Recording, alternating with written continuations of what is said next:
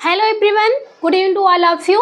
आज के क्लास में हम बात करेंगे जो अपना होम मैनेजमेंट में हमने बाजार और उपभोक्ता को पढ़ा है, इसी से संबंधित जो भी अधिनियम चलाए गए हैं वो जितने भी अधिनियम हैं उपभोक्ता और बाजार से संबंधित, प्रोडक्ट से संबंधित, जो हमारे एग्ज़ाम में बहुत ही इम्पोर्टेंट रोल अदा करते हैं। हर एग्ज़ाम में एक क्वेश्चंस पुटअप किए जाते हैं, चाहे वो अपनी होम साइंस का कोई भी एग्ज़ाम हो सब्जेक्ट का, या फिर सब्जेक्ट के अतिरिक्त भी जो आप वनडे एग्ज़ाम दे रहे हैं उसमें भी ये सारे टॉपिक्स जो है पूछे जाते हैं। तो जो भी होम साइंस का अपना एग्ज़ाम है सभी भी पूछा जाएगा, इसलिए आपके लिए इम्पोर्टेंट है कि आप इसको एक एक पॉइंट को नोट डाउन करते जाइए और समझते जाइएगा। एक सीक्वेंस में आप इसको याद करेंगे और लिखते जाएंगे, जिससे कि आपको याद करने में कोई भी समस्या ना हो। चलिए अपनी क्लास की हम शुरुआत करते हैं। इसमें देखिएगा जो उपभोक्ता संबंधी आवश्यक जो अधिनियम बनाए गए हैं, अधिनियम पारित हुआ है और उपभोक्ता से संबंधित जो संस्थाएं चलाई गई हैं वो सभी की बात करेंगे। सबसे पहले हम अधिनियम की बात करते हैं। देखिएगा सबसे पहले कि जहर अधिनियम। जहर अधिनियम का मतलब क्या है? तो जहर की बात क्यों कही जा रही है? आप देख रहे होंगे कि किसान खेती करता है, अगर उसको प्रॉफिट नहीं होता है, हर समय लॉस होता रहता है, या फिर मौसम के परिवर्तन की वजह से उसका फसल जो है नष्ट हो जाता है और किसान जो है ऋण से ग्रस्त हो जाता है, तो उसके पास कोई और ऑप्शन नहीं बचता है, तो वो क्या करता है? अंत में जहर खा लेता है, यानी कि अपना प्राण त्याग देता है। इसको समाप्त करने के लिए यानी कि जहर अधिनियम पारित किया गया। कब पारित किया गया? ये 1919 ईस्वी में। आपको यहाँ पे जो डेट बताई जा रही है, सन बताया जा रहा है अधिनियम का, वो एक सीक्वेंस में बताया जा रहा है। क्यों बताया जा रहा है? आपके एग्जाम में ये क्वेश्चन जो पुटअप किए जाते हैं वो अरेंज करने के लिए दिया जाता है कि कौन सा अधिनियम किसके बाद पारित हुआ। अगर आप जो है ये नाम और ये सन एक सीक्वेंस में याद कर लेते हैं तो आपके मैच द फॉलोइंग में भी आसान हो जाएगा। और अगर सिर्फ और सिर्फ ये नाम एक सीक्वेंस से याद कर लेते हैं बिना डेट को याद किए हुए, तो ये जो है आप क्वेश्चन में अरेंज करने के लिए दे सकते हैं कि किस अधिनियम के बाद कौन सा पारित हुआ है। ठीक है, तो एक एक पॉइंट को आप ध्यान से देखते जाएगा और लिखते जाएगा एक सीक्वेंस से।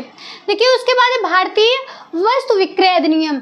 ये कब पारित हुआ? 1930 में। कृषि श्रेणीकरण व चिन्हांकन। कृषि श्रेणीकरण और चिन्हांकन का मतलब है कि जो खेती की जा रही है, जो कृषक हैं वो अपनी फसल का जो उत्पादन कर रहे हैं वो किस श्रेणी में करें, उसको श्रेणीबद्ध तरीके से बांट दिया जाता है। उच्च क्वालिटी का, निम्न क्वालिटी का, मध्यम क्वालिटी का, और उस पर चिन्ह लगा दिया जाए। ये अधिनियम पारित किया गया जिससे कि उसके दाम में कम या अधिकता जो देखी जा रही है वो प्रोडक्ट के अनुसार ही हो। ऐसा नहीं है कि सभी उत्पादनों को एक में मिक्स करके और उसका रेट जो है वो हाई फाई रखा जाए। इसके लिए अधिनियम पारित किया गया 1937 ईस्वी में। इसके बाद औषध एवं प्रसाधन संबंधी अधिनियम। ये कब आया? 1940 ईस्वी में। फिर है सम प्रतीक एवं नाम का अनुचित प्रयोग, यानी कि प्रतीक जो है किसी और कंपनी का है, अच्छे प्रोडक्ट का लेबल लगा हुआ है और जो उसमें वस्तु है वो निम्न गुणवत्ता की है, तो इसके सुधार के लिए नाम का अनुचित जो प्रयोग किया जा रहा है उसके रोकथाम के लिए एक अधिनियम पारित किया गया जो 1950 ईस्वी में पारित किया गया। फिर है भारतीय मानक संस्थान अधिनियम। मानक का मतलब होता है कि किसी भी प्रोडक्ट में हम क्या नाम दे रहे हैं, क्या मानक निर्धारित कर रहे हैं कि इस थैले में कितना प्रोडक्ट होगा या फिर कितने प्रोडक्ट को कितने दाम में हम सेल कर रहे हैं, तो इसका एक मानक निर्धारित कर दे रहे हैं। तो इसके लिए जो संस्थान का अधिनियम पारित हुआ वो 1950 में हुआ। खाद्य मिश्रण निवारण अधिनियम 1952 में पारित किया गया। खाद्य मिश्रण निवारण अधिनियम का मतलब है कि जो खाद्य पदार्थ है उसमें उस वस्तु से संबंधित मिलता जुलता कोई अन्य वेस्ट मटेरियल जो उसमें मिश्रित करके उस प्रोडक्ट को बेचा जा रहा है, इसके सुधार के लिए, निवारण के लिए 1952 में यह अधिनियम पारित किया गया। फिर आवश्यक वस्तु अधिनियम 1955 में पारित किया गया। फल उत्पादों संबंधी अधिनियम। फल का उत्पादन के लिए अधिनियम पारित किया गया 1955 ईस्वी में। फिर है बाट और माप तौल अधिनियम। बाट और माप तौल मतलब कि बट्टा जो होता है कि वो 1 किलो का बाट है, 2 किलो का है, 5 किलो का है, 50 ग्राम का है, 100 ग्राम का है, 500 ग्राम का है। जो बाट होता है जिसके आधार पे हम वस्तुओं का वजन करते हैं, माप तौल करते हैं, उसके लिए अधिनियम पारित किया गया 1956 1956 ईस्वी में, जिससे कि किसी वस्तु का एक निश्चित दाम रखा जा सके कि इतने मानक का, इतने बाट, इतने माप तौल का जो वस्तु है वो कितने दाम में प्राप्त किया जाएगा, उसके लिए अधिनियम 1956 में पारित किया गया। फिर व्यापार एवं व्यापारिक चिन्ह अधिनियम, व्यापार के लिए चिन्ह जो अधिनियम बनाया गया वो 1958 में बनाया गया। फिर एकाधिकार एवं प्रतिबंधात्मक व्यापार व्यवहार अधिनियम, इसे शॉर्ट में MRDP कहा जाता है, ये जो है अधिनियम पारित किया गया 1969 ईस्वी में। यहाँ आप देखिए एक सीक्वेंस में ही है, सारी डेट आपको एक सीक्वेंस में बताई गई है। इसके बाद एक किराया क्रय अधिनियम, किराया क्रय अधिनियम जो पारित किया गया वो 1972 में पारित किया गया।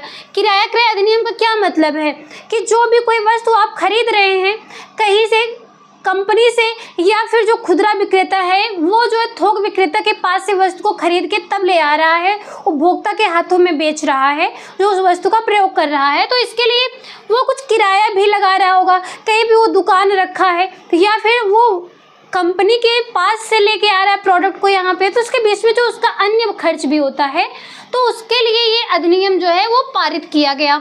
इसके लिए 1972 ईस्वी में पारित किया गया। फिर वस्तु पैकेजिंग आदेश, वस्तु को पैकिंग करने का जो आदेश दिया गया वो 1975 में किया गया। बाट एवं माप मानक, यानी कि जो पैकेज रखी हुई वस्तु है, जो पैकेजिंग में आपको वस्तु प्रदान की जाती है, उसको भी बताया गया कि एक जो है उसका भी एक माप होना चाहिए, माप तौल होना चाहिए, जिसके आधार पर वो बेचा जा सके प्रोडक्ट। तो इसके लिए जो अधिनियम पारित किया गया वो 1977 में पारित किया गया। फिर चोर बाजारी निवारण अधिनियम, कल के क्लास में आपने देखा था जब बाजार पढ़ रहे थे काला बाजारी या चोर बाजारी, तो उसमें आपने देखा था कि कोई भी प्रोडक्ट कहीं और से, यानी कि गैर कानूनी तरीके से ले आकर के प्रोडक्ट को बेचा जा रहा है, सेल किया जा रहा है, तो इसके निवारण के लिए, सुधार के ले आने के लिए एक अधिनियम पारित किया गया सन 1980 ईस्वी में। फिर उपभोक्ता संरक्षण अधिनियम, उपभोक्ता संरक्षण अधिनियम कल की क्लास में आप जो उपभोक्ता पढ़ रहे थे, तो उपभोक्ता की सुरक्षा के लिए, उपभोक्ता की जागरूकता के लिए कुछ नियम पारित किए गए थे, कुछ चरण बताए गए हैं।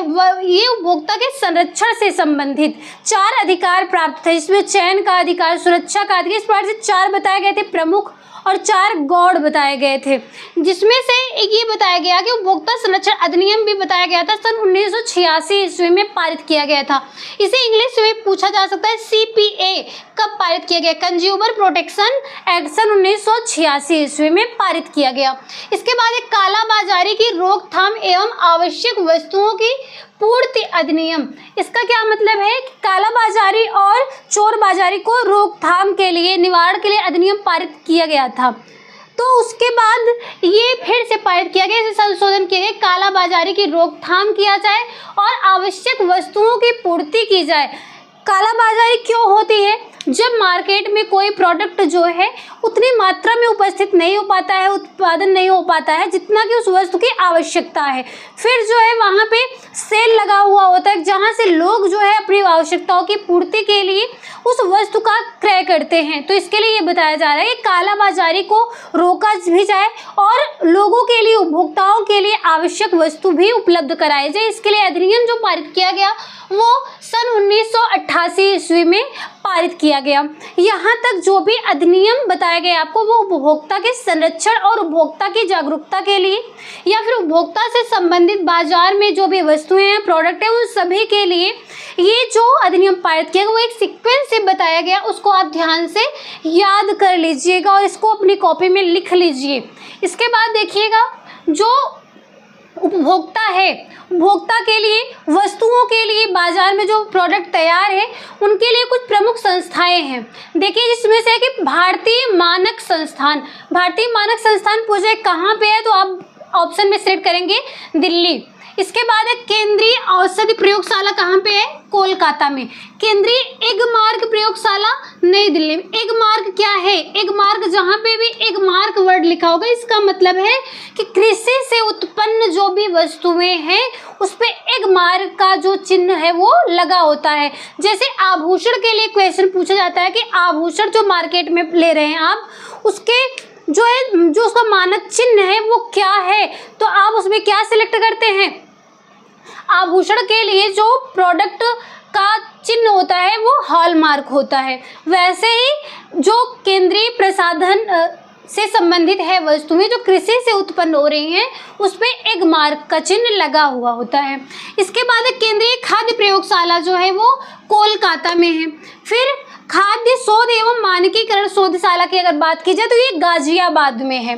ठीक है, इसके बाद देखिएगा बाट एवं माप तौल निदेशालय। यहाँ पे देखिएगा आप लोग कि यहाँ पढ़े थे बाट और माप तौल का अधिनियम पारित किया गया था 1956 ईस्वी में, लेकिन इसके लिए इसका मुख्य जो निदेशालय है वो कहाँ पे है, तो इसके सामने देखिएगा बाट एवं माप तौल का निदेशालय जो है वो राज्य के अनुसार होता है। हर राज्य का अपना अलग अलग निदेशालय होता है जहाँ पे बाट और माप तौल से संबंधित जो कार्य है वो किया जा रहा है। तो ये राज्य के अनुसार है। अगर अपने यूपी की बात करें तो यूपी में इसका जो कार्यालय है वो अकबरपुर और कानपुर में है। ठीक है, इसके बाद विपणन और निरीक्षण निदेशालय। विपणन का मतलब है कि जो प्रोडक्ट है आप जो वितरित कर रहे हैं, विपणन कर रहे हैं और उसका निरीक्षण कर रहे हैं, इसके लिए जो निदेशालय निर्धारित किया गया है, बनाया गया है वो फरीदाबाद में। फरीदाबाद ये कहाँ पे है? हरियाणा में। ठीक है, इस प्रकार से आपको इसके भी अन्य राज्यों में अलग अलग निदेशालय देखने को मिलते हैं, जैसे महाराष्ट्र में भी देखने को आपको मिलता है। तो यहाँ पे ये जो बताया गया ऐसा नहीं है कि सिर्फ इतना ही है ये पॉइंट, लेकिन यहाँ पे जो भी बताया गया आपको वो आपके एग्जाम के पर्पज से जितने भी इम्पोर्टेंट पॉइंट थे हर बार जो है क्वेश्चंस एग्जाम में पूछे जा रहे हैं, वो चाहे टीएचटी पीएचटी का हो, यूपी का, या फिर DSSB दिल्ली का हो, या फिर बीपीएससी का हो, आरपीएससी का हो, या LTJIC का, नेट JRF का, सभी में ये क्वेश्चन जो है आपसे पूछे जाते हैं। आपसे ये जो संस्थाएं हैं ये दे दिया जाएगा और जो ये इसके स्थापना यहाँ पे हुई है जहाँ पे उसे मैच करने के लिए दे सकता है, और फिर इधर जो भी आपको अधिनियम बताया गया ये अरेंज करने के लिए भी दे सकता है और इसे मैच द फॉलोइंग में भी करने के लिए दे सकता है, ऑप्शनल में भी पूछा जा सकता है। इसके बाद देखिएगा एक बहुत ही इंपॉर्टेंट पॉइंट था PFA, preservative of food adulteration, यानी कि खाद्य पदार्थ अपमिश्रण अधिनियम जो है ये सन 1954 में पारित किया गया था। यहाँ पे देखिएगा आवश्यक वस्तु अधिनियम 1955 है, इसके जस्ट ऊपर ही 1954 ईस्वी में PFA फूड जो प्रिजर्वेटिव ऑफ फूड एडल्ट्रेशन 1954 में पारित किया गया था।